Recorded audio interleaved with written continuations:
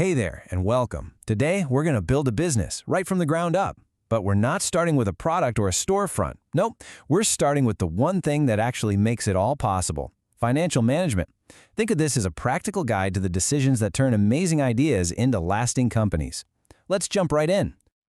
First things first, let's just bust a huge myth right now. When you hear that word, finance, what pops into your head? Is it just skyscrapers, suits, and crazy stock tickers? Well, I'm here to tell you it's a much, much bigger world than that. And you're a bigger part of it than you probably realize. Because you see, getting a handle on finance isn't just for the folks in the corner office. It gives you the power to understand why your company is making the moves it's making. It gives you the language to argue for better pay, and it helps you become a way more valuable player on your team. You know the best part, though? All these skills, they translate directly to making smarter choices with your own money. So, at its very core, what is finance? Well, the definition is actually pretty simple and, honestly, kind of beautiful. It's the art and the science of managing wealth. That's it. It's all about making money work for you, whether it's the 10 bucks in your pocket or the massive capital of a global corporation. And this is where the rubber really meets the road. Financial management is the how-to. It's all the nitty-gritty actions and all the tough decisions we have to make to either create more value or just protect the value we've already got. This is the toolkit we're going to be using. All right, so let's put on our entrepreneur hats. Imagine we've got a brilliant idea for a new business. We're ready to go. What's the very first, and I mean very first, financial decision we have to make? It's choosing the legal structure. This is literally the blueprint for everything that comes next. And right away, you can see it's all about trade-offs. A sole proprietorship? Super easy to start. That's its big advantage. But, and this is a huge but, the disadvantage is unlimited personal liability. That means if the business goes under, they can come after your personal stuff, your house, your car. Yikes. A partnership brings in more brains and more money, but now your finances are all tangled up with someone else's. Then you have the corporation. This gives you a legal shield called limited liability, which protects your personal assets. The catch? It's way more complicated and has a lot more rules to follow. So the big takeaway here is you're always balancing how easy you want it to be against how much protection you need. Okay, so once you've picked your structure and you're up and running, your job as a financial manager really just boils down to answering three crucial questions over and over and over again. This is the absolute core playbook for creating value. And here's the process, step by step. It always starts with capital budgeting. This is the big picture stuff. What long-term things should we invest in? Like, should we build a new factory? Then comes capital structure. Okay, how are we going to pay for that factory? Do we sell off a piece of the company, that's stock, or do we take out a loan? And finally, you've got working capital management.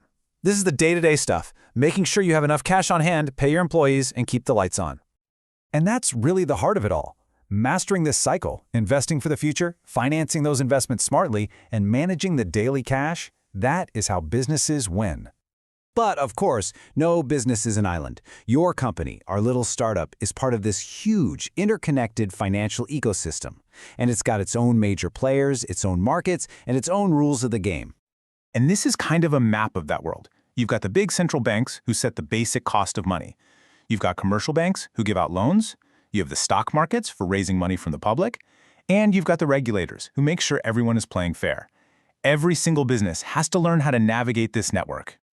On top of all that, a financial manager is constantly juggling. You're trying to keep a whole web of different people happy. We call them stakeholders. Inside the company, you've got shareholders who want a good return and employees who deserve a fair wage. And outside, you've got customers who want value, suppliers who need to get paid, and of course, the government who wants its taxes. It's a really delicate balancing act. Which brings us to our final, and maybe the most important question of all.